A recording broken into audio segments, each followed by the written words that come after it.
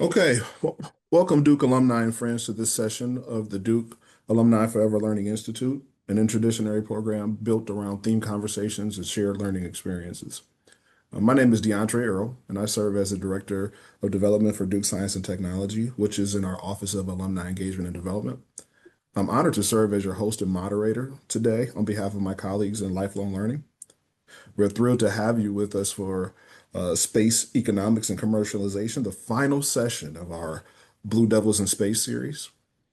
Today we'll explore how space is rapidly emerging as a powerful economic engine and what that means for innovation, policy, and industry. We will reserve time at the end for audience Q&A, so please feel free to add your questions in the chat as they come up during our conversation. I am joined today by Giovanni Zanalda and Micah Boyarsky, and I will invite each of them to introduce themselves and share a 5-minute spotlight on today's topic before we move into our moderated conversation. Please join me in welcoming them both to the Forever Learning Institute. And with that, I'll turn it over to Giovanni, and we can start there. Hi, thank you, Diontre, and thank you very much to all the alumni who are joining us today. So the first issue that we need to address when we talk about the space economy is to define it. And the simplest definition that is often used is that the space economy refers to all economic activities related to space, both in outer space and on Earth, that create value using space-based technology, infrastructure, and data. We will talk more about the different components of the space economy, but for now, I would like just to provide the big picture of where we are in terms of the value of the global space economy. Can I see my slides, please?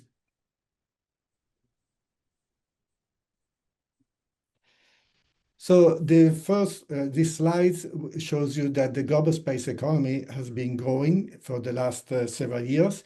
In particular, these slides focus on for the period 2020 to 2025 with a projection for 2026. There are different valuations, but there is more or less an agreement that last year the global space economy valuation was around 630 billions, and this year is projected to get to 680 billion US dollars. Now, the projection for the future projections, they vary quite a lot in the sense that if there are certain companies that use a particular type of valuing the space economy, and they project the space economy to be around 1 trillion, 1.1 trillion at the beginning of the 2030s. McKinsey says that we are going to have 1.8 trillion by 2035, in the second half of the 2030s.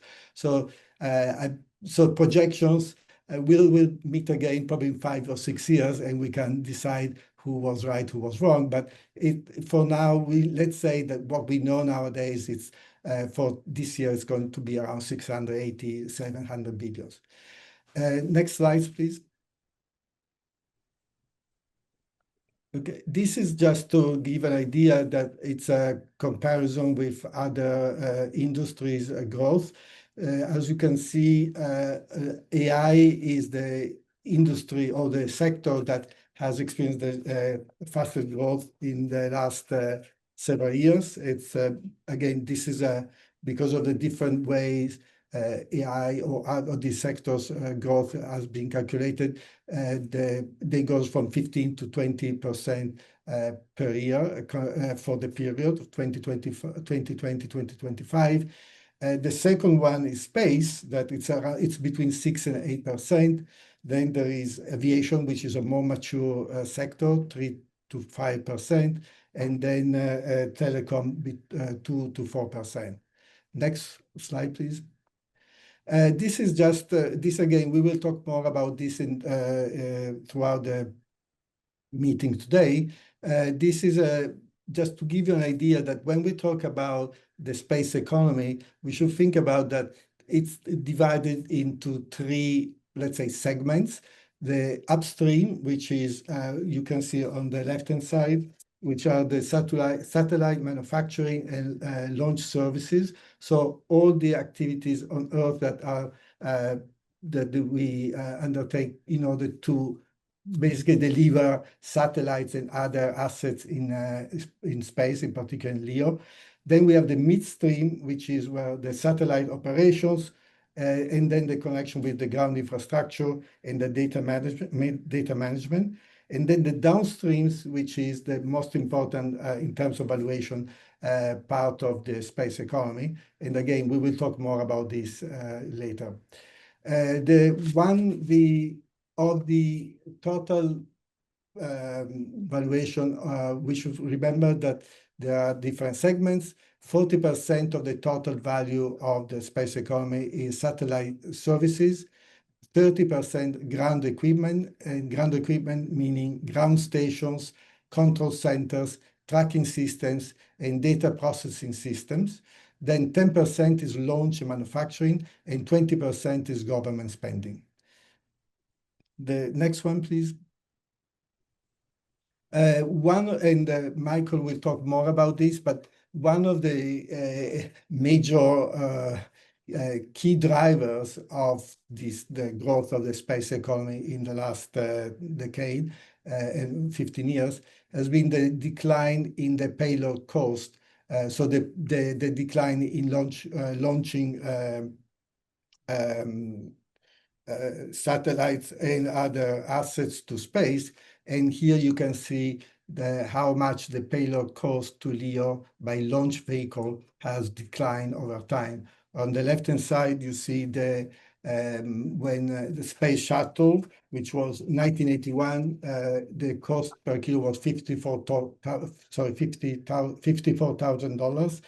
And then there were different breakthroughs. And when we get to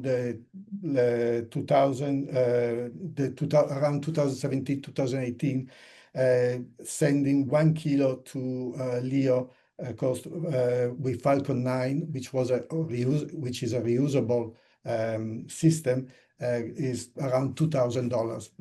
And then it's projected that with the introduction of Starship, the largest system in the world, in this case, will be between $200 and $500 per kilo. But again, we don't know yet because Starship is not operational right now. Next slide, please. Here you see the growth of the number of satellites in LEO, and you can see that there is the major, let's say, growth happened after the introduction, the reusable rockets and systems by SpaceX. And again, Michael will talk more about this. And the last slide I want just to show at this stage is the number of satellites in orbit. In March 2026, as you can see, SpaceX has around 10,000 satellites.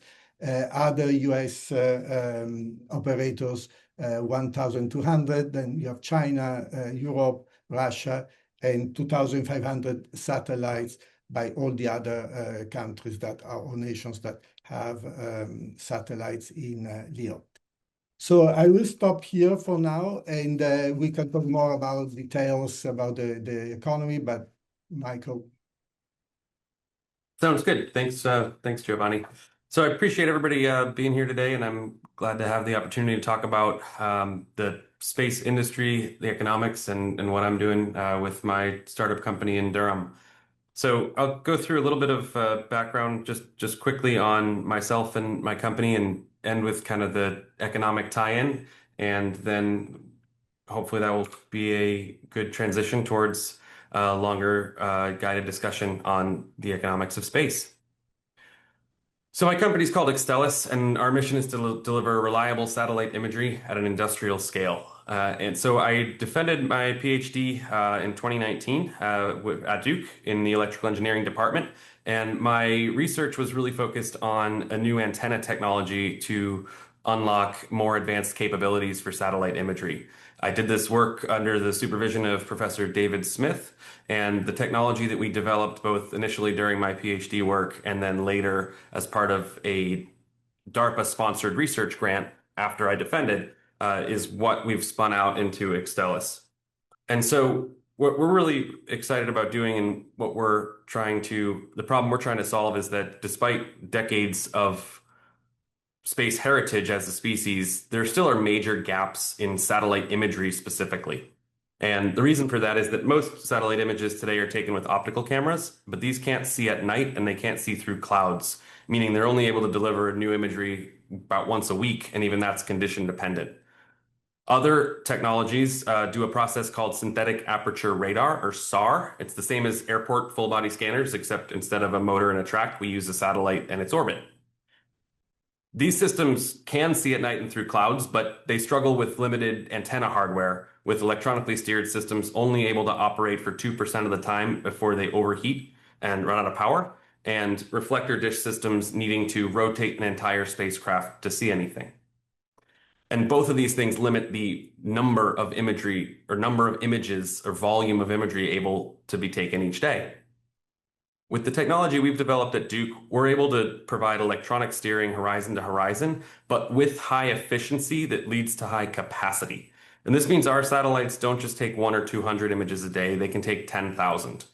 And this allows us to kind of transition away from either optical systems, which have limited availability, or today's SAR systems, which kind of just do this point and shoot one-off operation, and towards a high volume monitoring capability with a combination of features that's not really available from today's providers.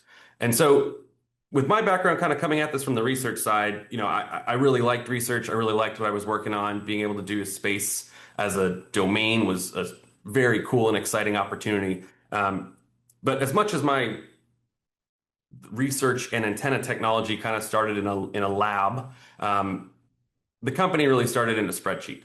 And why I got interested in actually commercializing this was the economics.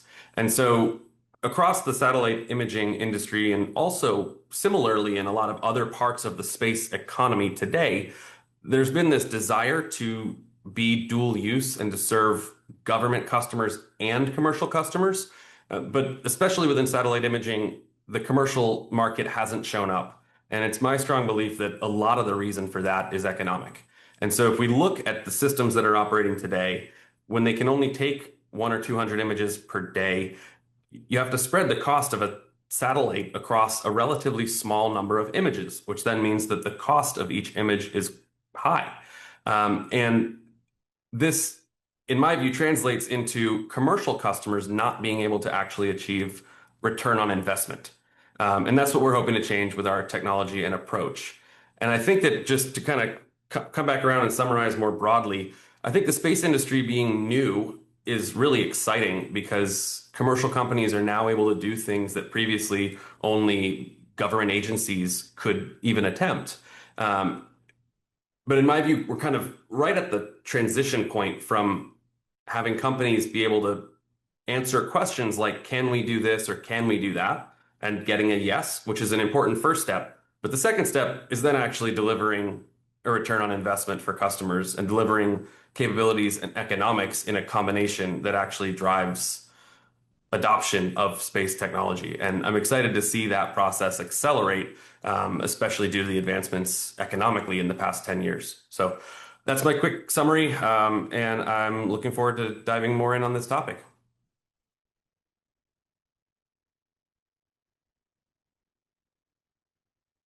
Michael and Giovanni, thank you. Thank you for getting this discussion started with the overview and highlights. I want to start the moderated Q&A here with some, I think, what I would consider to be like sort of a grounding question. And then we'll take it from there with several other questions before getting into some of the audience questions. And to the audience, please continue to offer additional questions in the chat. I see several there currently, and we'll get to as many as we possibly can before the 1 o'clock hour. So with that, I'll start with our first question, and either of you can take this. What surprised you most about how the space economy actually works? Maybe let's do this. Let's start with Michael, and then we'll have Giovanni weigh in after that. I think that one of the things that surprised me most recently as I've learned more about it is how impactful one company can be. And and then by that I mean SpaceX. I think it's pretty astonishing, you know, the way that they were able to drive launch costs down in a way that many other large organizations really struggled to do, and then how transformative of the overall industry that ultimately was. And I think that a lot of people see that as like, oh, launch costs are down, and that's great, and that's true, and that's important, and that is a necessary first step. But it actually goes much beyond that. And by that, I mean that when launch costs come down and more companies do that, all of a sudden there's more of a need for ground stations, there's more of a need for satellite construction, there's more need for a lot of other things. There's more need for, the ability to create ground terminals for things like Starlink and the like. And so it really does fuel not just a transformation of launch cost used to be the most important thing, and now it's one among many, but it also allows these other capabilities and industries to scale, which then unlocks even more opportunity and things that companies can do that they might not have been able to do previously. Giovanni, any thoughts about that? Sure, thank you. I think Michael covered a lot of what I do think. I'm also surprised about the space economy, but one thing I would say that we humans, when we think about how we live nowadays, we depend on the space economy, really. So it's sort of all our activities, not all our activities, but most of our activities now are determined one way or another by some of what we are, the downstream part. So the flow of information, data, images, and connectivity, of course, that is based on assets in space, in particular satellites. So what I do think about that we should really think about the space economy, we call it space economy, but it's really part of what is Earth economy is nowadays. So space economy can be thought as an extension of the Earth economy. And at the same time, there is a new area that is growing, but of course is still pretty small compared to what we think about the space economy nowadays, which is space. So space, when we think about space economy, there are two main ways to think about the space Earth, which is what for Michael described and what I just mentioned. But then there's also space, which are activities in space to support activities in space. Again, this is still not a major share of the space economy, but it's one of the areas that might grow in the future. And if we are going to talk about the moon and other possible space explorations, we may want to consider about what the space economy is going to be in the future. Wonderful. I'll maybe start this one with Michael as well, just because you sort of touched on the failing launch costs. I was curious to get your thought on sort of what's changed over the last 10, 15 years to make commercialization viable, in your estimation? I mean, I think it's actually the same answer as my other one. I think it's just SpaceX. I think it's just SpaceX making launch cheap.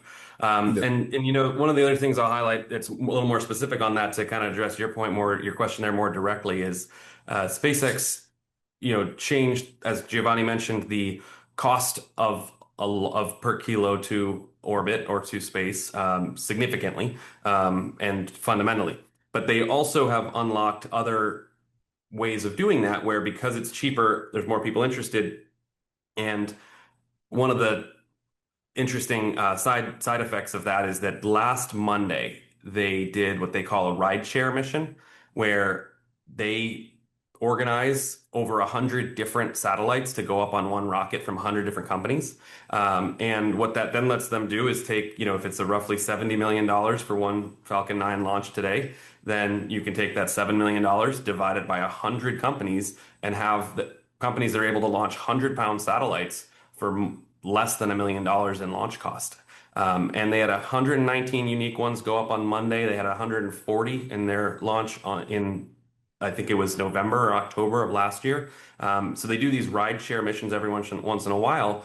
But what that lets happen is that companies like mine and others can then, as an early stage company, actually launch a reasonable sized satellite and not have to spend, 50 or $100 million on launch alone, which is probably what it would have cost 20 years ago.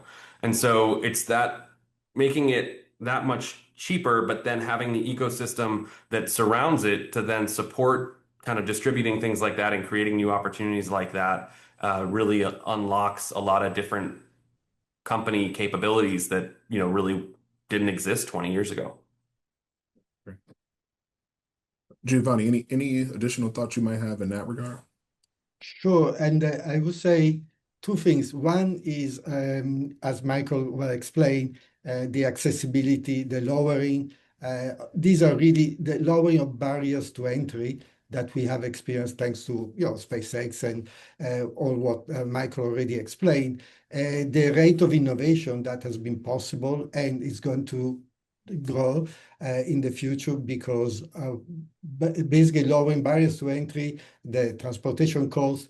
It also, the second point I want to make is that if we think historically, this is what happened in the world when, let's say, in the late 19th and early 20th century, the transportation cost came down dramatically because of innovation in especially naval transportation.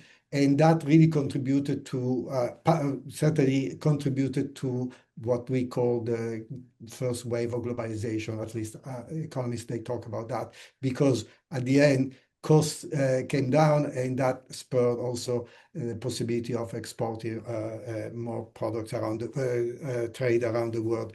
And if you think about the same happened after in the 1950s with the introduction of containers, that again dramatically had a dramatic impact on transportation cost. And the same can be when you think about air transportation.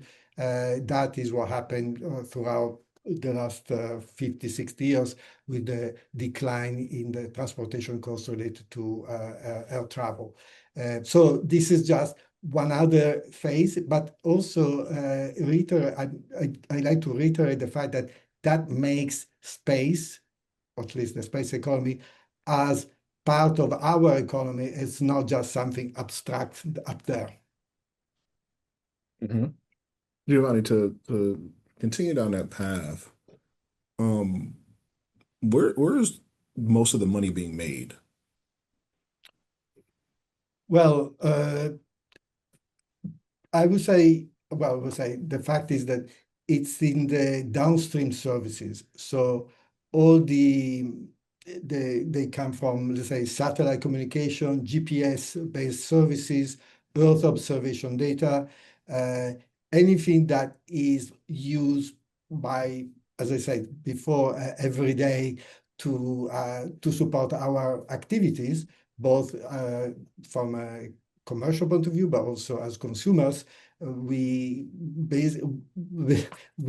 live our lives based on some of these technologies that and the services that are offered by technologies that we use every day. So I would say the downstream service or the downstream services is where most as you ask me, the most of the money actually is being made.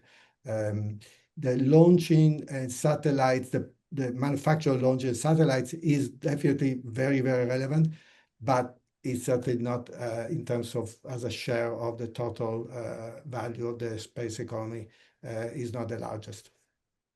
And one other area that is growing, but again, we will talk more about when we talk about the future, is in-orbit servicing and logistics. But again, that is something we can talk about later.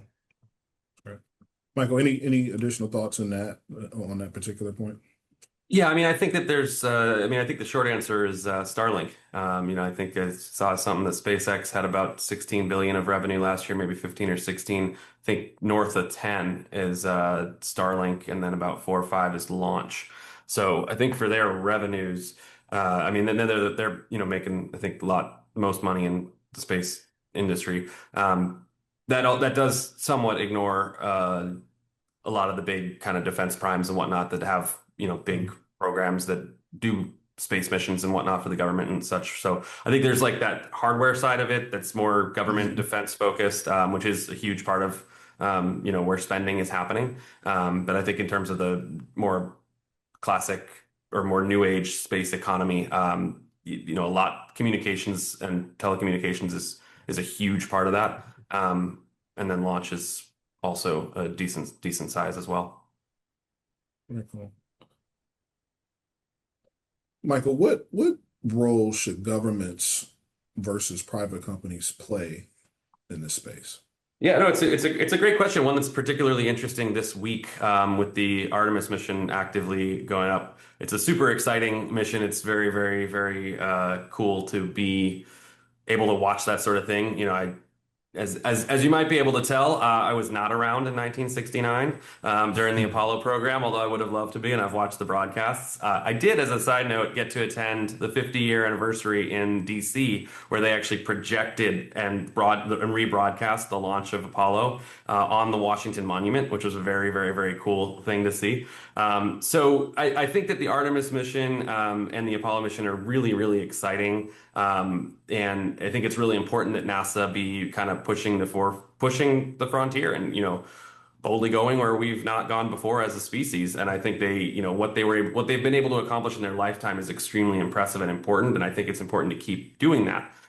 With that said, I think that the way that they're going about the Artemis program and the launch system they're using for that is an extremely bloated program that really could have been done a lot more economically efficient.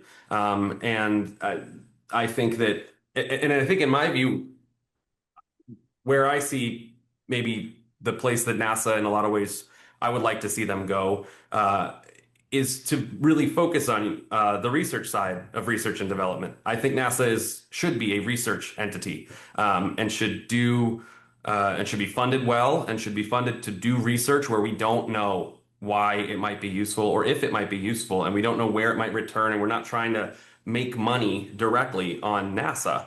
I think that where they should, reduce their focus is on that development side. I think Giovanni showed it earlier that the space shuttle program, which I understand to be a program that was explicitly created for the purpose of lowering the cost to orbit by having a reusable vehicle. As it played out over its entire history, there has never been a more expensive way to get to orbit than the space shuttle program. Apollo was cheaper and earlier. And so it's not to say that, the accomplishments of the space shuttle program are unimportant. They're extremely important. The Hubble telescope launched there, the space station, all these things were done on the back of the space shuttle. But when NASA kind of tried to shift towards more of a development effort of scaling launch, making it repeatable, making it cheap, they didn't, they're maybe not the most appropriate for that. And so I hope that we can kind of transition NASA more towards a research entity where the benefits will be inspiring generations to, like and appreciate science. It'll be developing new capabilities and technologies that, we don't know or might not return a, direct value for decades, but that are worth doing because we haven't done them and we want to figure out how to do new things.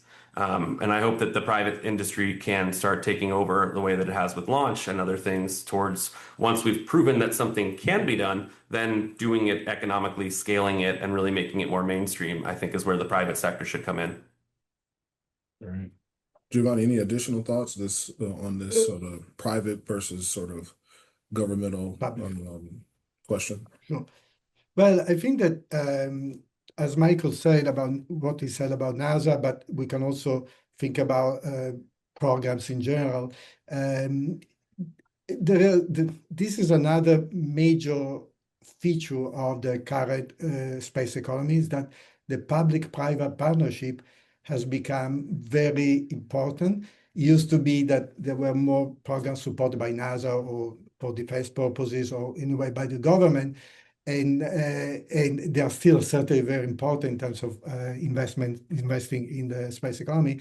But over time, thanks to SpaceX and also other companies, Blue Origin and other companies both in the US and abroad, that became not only because of the innovation that they contributed, the technology and the capabilities, but they became really partners with the NASA or defense or other government institutions, again, all around the world, to work together. This is a big difference from the past.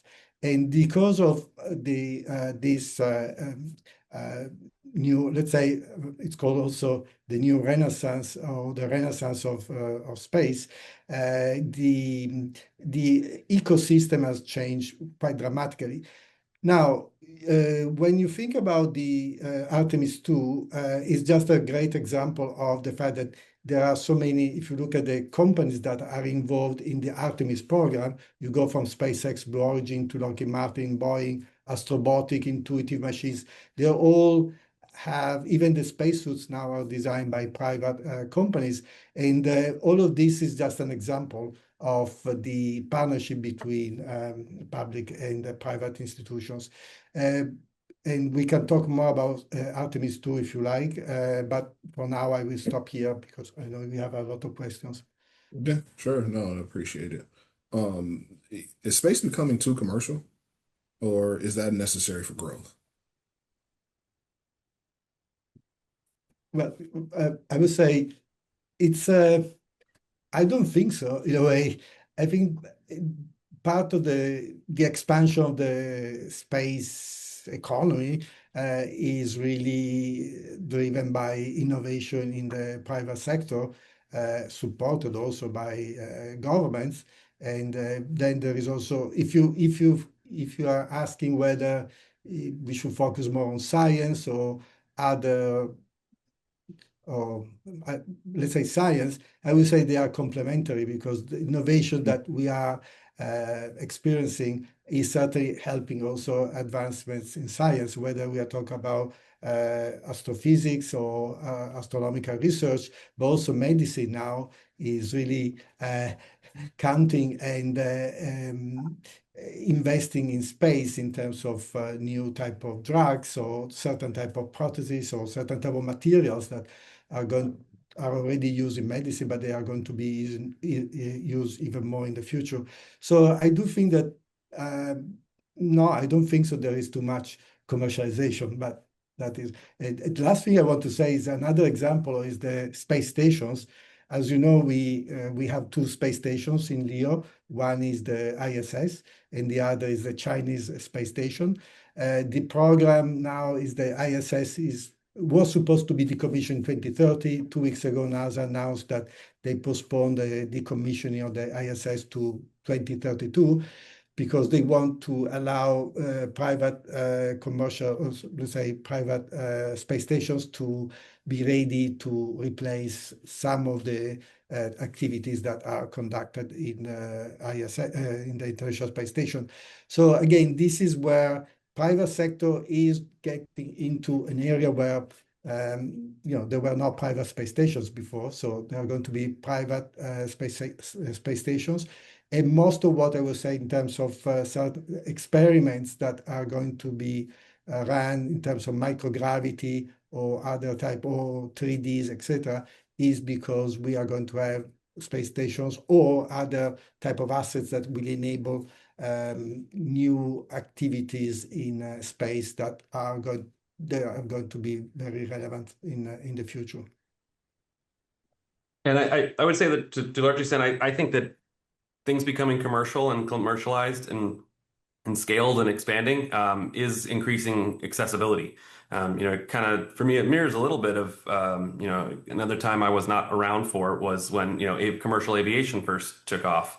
And I think that the expansion of that originally from what I imagine was pretty, at least initially focused on a military and defense capability, became more commercialized. And nowadays, for about $1,000 or whatever, you can get anywhere on a globe because there is such a expansive commercial aviation industry. I think the space industry is starting to get there, and it was fascinating. One of my advisors, my company works for another satellite imaging company that non-competitive one, that had a satellite on board the rideshare mission last Monday. And I was watching the broadcast and, hearing updates and whatnot and seeing it play out. And it was almost so impressive how mundane it was that they were doing a rocket launch. And it's such a cool futuristic thing. And yet within about 10 years, it went from something that, it happens once every few months by a major government agency and whatnot, to something that's happening every other day by SpaceX alone, and others and whatnot. And they, but that they've gotten, because they've commercialized it, because they've scaled it. There were, like I said, over 100 different companies that were able to launch a satellite. And I think that accessibility is really exciting. And I hope that continues to accelerate. And if the numbers that Giovanni's showing around Starship become true, you could even put up a banner in space for a couple $100 and have something like that in a way that just is more accessible than it's ever been. And I think that also represents a shift in a good way away from being just something for defense, and towards something that's being used by a much broader type of user. And I think that's a really positive trend. Thank you. Diontre, I want to add something to that.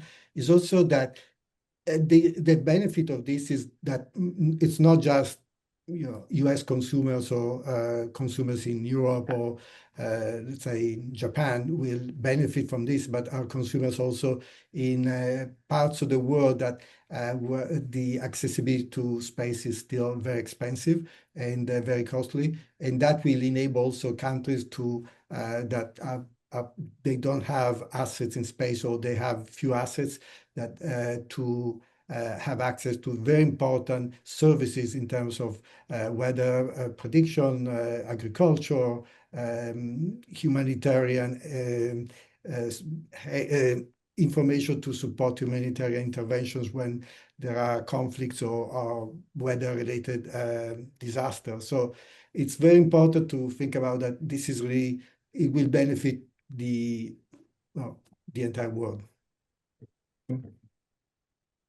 Are we headed toward a lunar economy, or is that still speculative?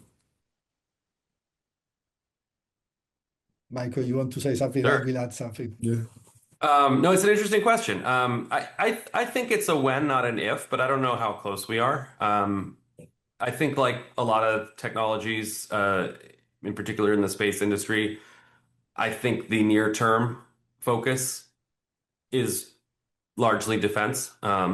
Whether it should be that way or not, it's a kind of discussion for a different day. But I think the near-term focus, especially within the next 5 years, is defense and geopolitical, much more so than economic or commercial. So do I think there will never be value economically associated with the moon? Of course not. I think we will get there. But I think that it appears to me like there's this near-term focus that is a little more defense geopolitical driven, maybe over the next 5-10 years, and then sometime beyond that, there could start to really be a change of that to something that's really providing economic value.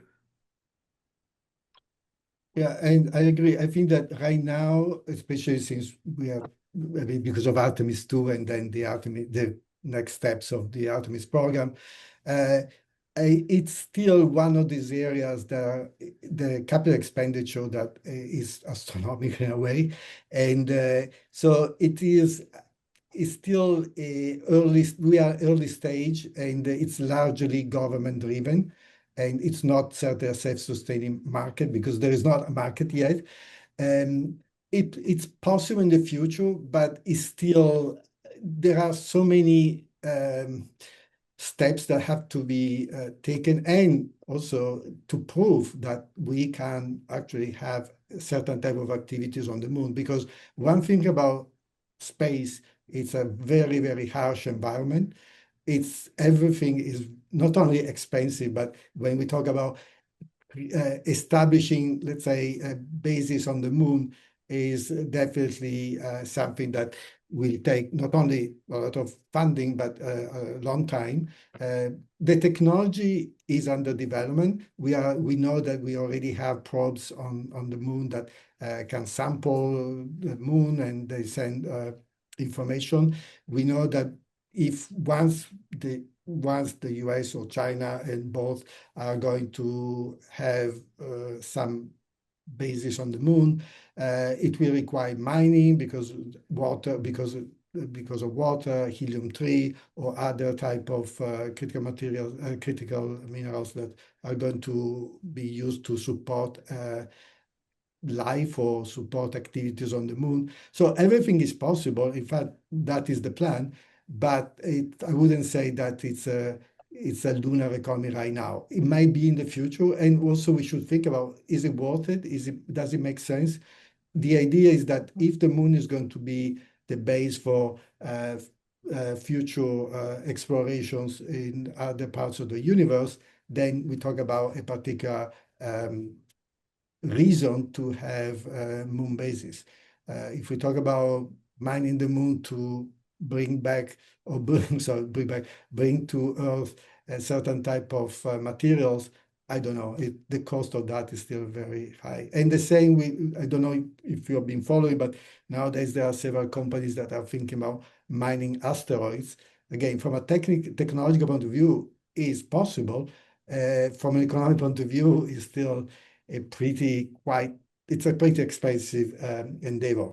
But anyway, we can talk about that. No, and I'll just piggyback on that a little bit, especially I like that point that you raised at the end there, Giovanni, a lot. I think that, whether it's a lunar economy or several other applications of, or space opportunities and markets and whatnot, I think oftentimes there's such a temptation to say, can we do something? And it's worthwhile to see if we can do things and to, go where we haven't gone before, do what we haven't done before. But that's very different in my view than are we solving a problem? Are we creating a product with undeniable return on investment? And I think that, I don't yet see today a problem that getting on the moon solves for like consumers and whatnot. So again, I think we will eventually get to a place where that does that. I mean, if you told me today, like if I have a problem where I want to go on vacation for $1,000 and I want to go somewhere really cool, and if the moon became available for that, like yeah, sign me up, of course. But if you said it's $1 billion, then what problems are you really solving with that type of capability? And so I think it really comes down to the economics of all of these different types of potential applications, and that whether or not something that there's a lot of different opportunities we can speculate on, but I think it's really the ones that are tangibly solving an unsolved problem or doing something at a cost point that we need and we don't have, that are going to be the most successful. Wonderful. And so just a very quick add to that. Sure. I think that the value for now of establishing some bases on the moon is really scientific. So if in that sense there are some, from a scientific point of view, there are benefits. And the other thing is that because as everything is sort of extreme, it's pushing the private sector in the US and other countries to develop technologies that even if we are not going to use in the future on the moon because there are not going to be bases or long-term human presence, the return on the R&D that is done to develop technologies for the moon might be beneficial for other activities like mining or other activities on Earth. Let me squeeze in one more question before we jump to the questions in the chat because they are coming through hot and heavy, which is great. Just really quickly, if you had to watch one part of the space economy over the next decade, what would it be? Michael, since you are in the business of. I'll I'll give two somewhat related answers. I think the data centers in space is an interesting one. I'm very curious to see where that goes. On one hand, I understand the idea that you can get power up there at a relatively low cost, and that you can have a server or be closer to a person, and so you can get better latency, have things like that available. And but on the other hand, I think the heat sinking, handling the thermal problems is challenging, and generating enough power is challenging. If you look at the solar panels that SpaceX is proposing for their data centers, it's a larger solar panel than a Starship rocket, which is massive. So a related area that I'm particularly interested in as well is nuclear power within space. Right now we've got solar panels, and people are making very large solar arrays, and like I said, what SpaceX is proposing is crazy to look at. But at the same time, there are other ways of generating power, and I'm very curious to see if people can whether or not it's viable to use different power generation like nuclear, and see where that goes. Very cool. Yeah, Okay. I just add Mhm. I think that what Michael already said, I agree with those particular areas.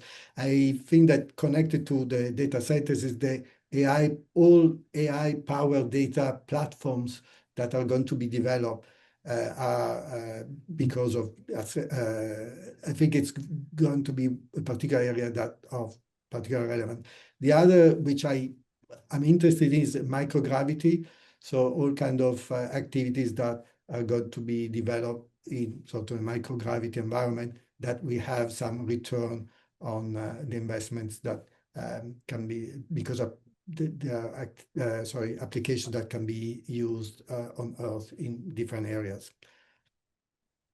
Very cool. Thank you. Thank you both so much. I am going to, if you don't mind, use the next, I don't know, 7, 8 minutes to try to buzz through as many questions in the chat as we possibly can before we shut it down for the 1 o'clock hour. So I will just read several that I'm looking at that I thought were interesting. What might space economics do for healthcare? So there's some companies that are actually exploring microgravity for pharmaceutical manufacturing. So there's a few different companies out there that are literally able to either, I don't know it as well, but I believe they're either able to get a more efficient, better manufacturing process, or manufacture things that are difficult or impossible to manufacture on Earth. Yeah, there are certain type of compounds that, yeah. What's the application of this technology to archaeological exploration from space?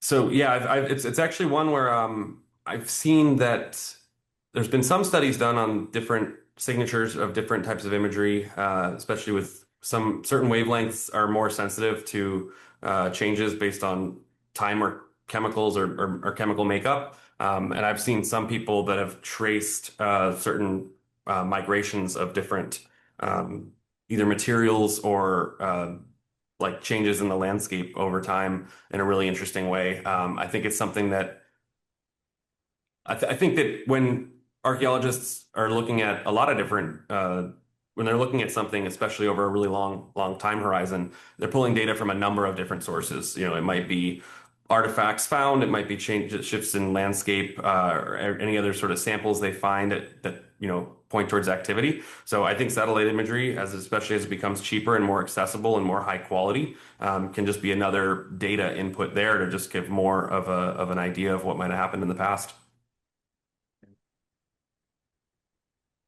If you all agree with the notion that space economics is likely to make the wealthy even wealthier, what might space economics do for middle and lower classes?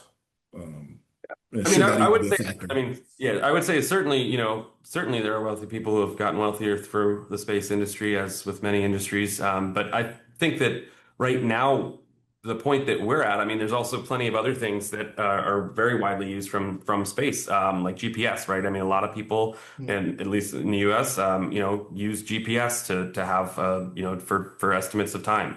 And get value out of that every day. Other things that have been invented, I think Velcro or something from NASA. There's a long laundry list of of very household products that have come out of NASA's efforts, all from the space industry. And a lot of what I think is kind of also being primed to happen now as space is kind of shifting away from this defense only thing and towards a commercial thing is that space and space-based capabilities are becoming more accessible. A lot of, I mean, personally at Extellis, one of the, this is a huge part of what I'm excited about us being able to do. It's lower the cost of satellite imagery, make it not just affordable by a government, but actually let it be affordable to farmers.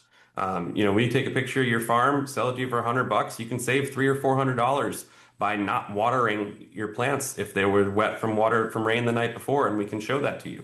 And so we really want to build our company so that our economics and our products actually serve not just the defense opportunities, but a much broader range that includes a lot of not wealthy people, and it makes it really accessible. So I think that the place that we are as an industry is kind of right on the cusp of really starting to push a lot further in that direction. And I think as we do that, the benefits become aggregated across a much broader socioeconomic swath. What are job employment growth expectations over the next decade or two? And to add to that question is, how should college students prepare for employment in the space economic fields? Michael, if you want to say something about from engineering, and then I can say something from other fields. Sure. Yeah. So I mean, I've recently been hiring for in the space industry lately, and a lot of my needs are on the engineering side, and in particular, what I'll call out as an area that I think is really maybe, I don't know, understudied, I guess, is a lot of the hardware engineering sides of things. There's been a big and a deserved big push on software and AI and machine learning and whatnot, and it's totally understandable and really exciting what that whole industry's been able to do in such a short time. But there's also, I think, a ton of needs, especially as cell phones become more have much more complex hardware in them and whatnot. There's a lot of needs on the hardware side. So I think that whether it's mechanical engineering, electrical engineering, whatever it might be, I think a hardware focus is very much an area that will become even more in demand in the coming years. So that's an area that I find interesting. Yeah, I would like to add to that there is a growing demand for different type of backgrounds in let's say in the space sector, in addition to aerospace or other type of engineers. There is demand for lawyers. There are demands for policy experts, because there are several geopolitical issues. There are legal issues. There are policy and diplomatic issues that we are facing almost every day in relation to space, whether it's because of the private sector, but also because of the government's